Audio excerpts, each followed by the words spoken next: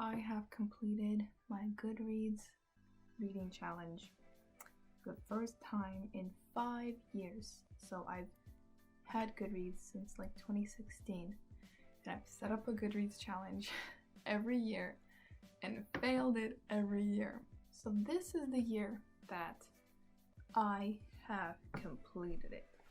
I have read 40 books this year. I reached the number I had set out for myself. Thank you, quarantine. I know that might not be a lot to, some people who are, very avid readers, but it is a lot for me. So yeah, it's still an occasion that I actually met a goal. So yeah, I feel like I want to celebrate it, and I'm going to celebrate it by recounting my top 5 bookies of 2020. My top 5 bookies. These are not going to be in any particular order. They're just, I feel weird ordering them because I think I like them all for very different reasons. These are just all good boys. The first book that I want to talk about is If Not Winter, Fragments from Sappho, by Carson. By Sappho, translated by Anne Carson. So Sappho was a Greek poet. She was super renowned. She was considered like the 8th muse. But a lot of her poetry was destroyed. We really only have 1 or 2 actually complete poems. Everything else is in fragments. But what I really enjoyed about it is just reading these pieces of work. Not only were they just beautiful even as the little pieces that were left over, but you had this huge amount of freedom of thought, thinking what's in between them.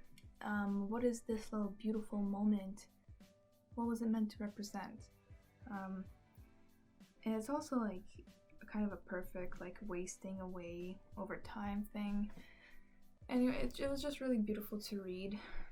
It was also interesting how it's kind of mirrored modern poetry, the kind of free verse, kind of minimalist aesthetic was kind of echoed in. It's really interesting how it's reminiscent of modern poetry and the way that the kind of free verse and the minimalism, it's almost like insta poetry in a way, and it's really fun. It's really cool. I want to say it's really accessible despite it being so long ago. And it's really beautiful, and it's super gay, which is also a bonus. I just think also Anne Carson's translations are very beautiful. I think I've seen some of the poems in different translations, and it always seemed to me like Anne Carson has a voice that is very tender in her translations, and yeah, it was wonderful, and this book is amazing. And now I feel like I can say that I've read Greek poetry. I've read the entirety of a Greek poet, which is very wow, but it's actually super accessible to do. My second book choice, and I'm about to be super pretentious, but I actually read Crime and Punishment by Fyodor Dostoyevsky, and it was actually it kind of slapped. It's one of those books that everyone's always oh, you have to read. It's it's a classic. And a lot of the time when I get recommended classics and when I read classics, it's in English, as someone who has had experience being an English major, I will read it. I will I will see some kernels of gold in it, but I won't enjoy it. I'll recognize why it was important at the time, but I won't necessarily find it important to me. But with Crime and Punishment, I definitely felt that way, because I think what was beautiful about it was the way that it could go into these introspections that felt very human, that felt very we grew up with this idea that we're special, and then we encounter the real world and we're oh, we're just people. How do you negotiate this idea of the individual that you get fed for all these like historical and like famous people who have gone to success, who have advanced history. How do you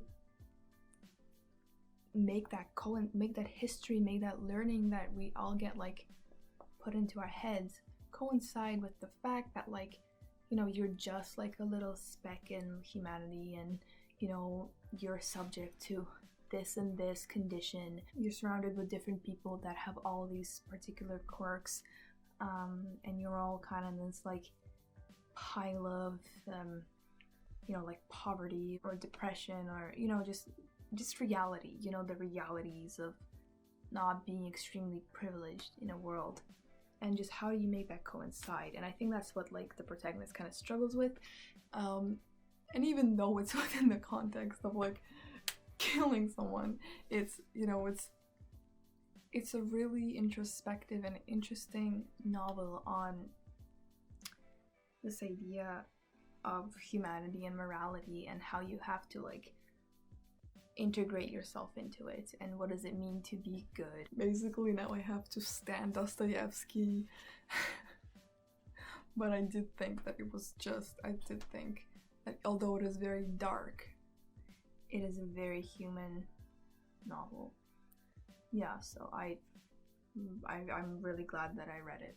The third book I have on this list is Normal People by Sally Rooney. I read this when it was like getting popular at the beginning of the year. It might have been popular before, but that's when I came across it.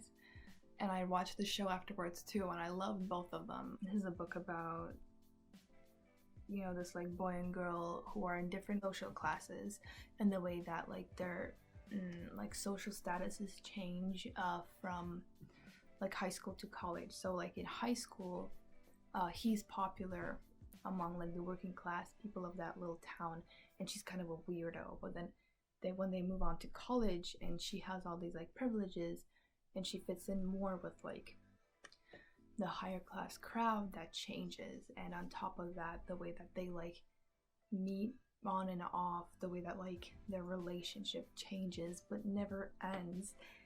It's just super fascinating to read. Like I think I devoured it so fast. I loved it so much. The way that this book tackled this like class difference is really cool, because it wasn't outwardly stated. It's never outwardly stated, but it kind of showed you the way that it affects all the like little ways in which they interact with stories of abuse or mental illness, and it's all treated so sensitively and so realistically, and it was wonderful. And another thing that I loved, which I usually would hate, you know, when you have two characters in a book and they're like misunderstanding each other and they don't have a conversation, and you're like, oh my god, like this is clearly a plot contrivance. If you just talk, everything would be resolved. In this case, when this happens between characters, it's very clear that this happens between these characters because this happens between people, because you know what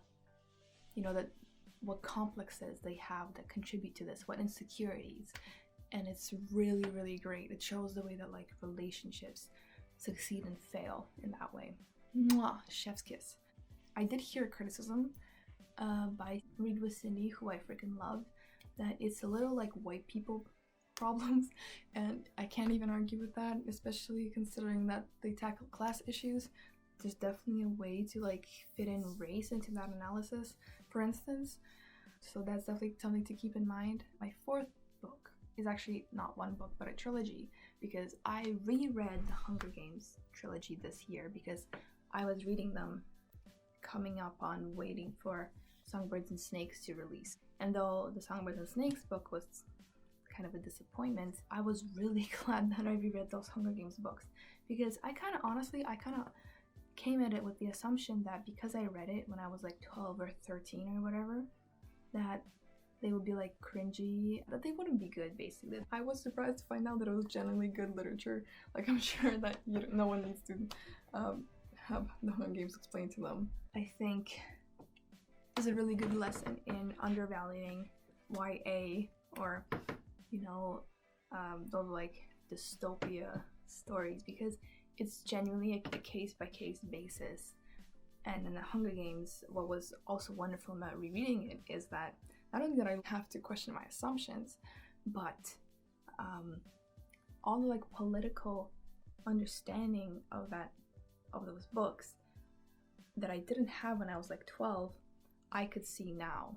You know, I could see this idea of totalitarian government. I could see this idea of inequality. I could see this idea of how commodified the image of a revolution becomes, how commodified like a teenager will become in the hands of adults. Like all of these things that I couldn't comprehend then, to me were so meaningful now. So just some things are definitely worth rereading, and some assumptions are wrong. Boom. And my fifth choice is A Room of One's Own by Virginia Woolf. So this is another book that punched my expectations in the face, because I was like, oh, it's like early 20th century feminist work, always cited as a feminist work, as an early feminist work. I kind of assumed that I would know everything that it would say. I kind of assumed I wouldn't get anything from it, and that was so far from the truth. So it's actually a long essay that was based on a couple speeches that she gave at women's colleges, and it was on the question of women in literature. You know, why aren't there that many like women writing novels? Especially there would have been much fewer at the time that she'd be doing this. I really enjoyed the way that she looked at, the way that she connected the lack of history with the lack of ability. Just the mere fact that someone who would be like a writer in like Shakespeare's time would be barred at every step, and if they managed to keep being a writer as a woman in Shakespeare's time, they would be so traumatized by being not giving any of those opportunities. They wouldn't be able to write to make good art, is basically the argument. And I want to say I didn't actually agree with like literally everything that she said. It was sometimes quite binary, the woman-men thing, but obviously that's like a 2020 look at things.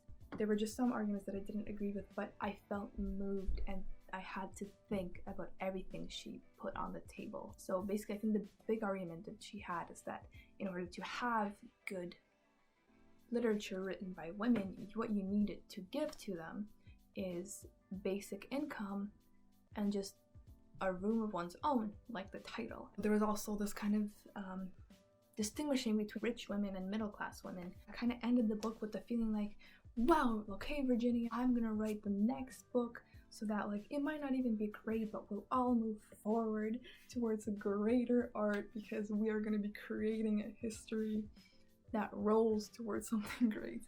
It was great. I loved it. Okay, so there were my top 5 books of the year. I actually finished the goal. So, you know, at least that's something we can get from this year, boys. I actually want to also make a video about how like finishing that goal didn't actually give me that much fulfillment. Like how interesting it is that it didn't actually make me feel accomplished in any way.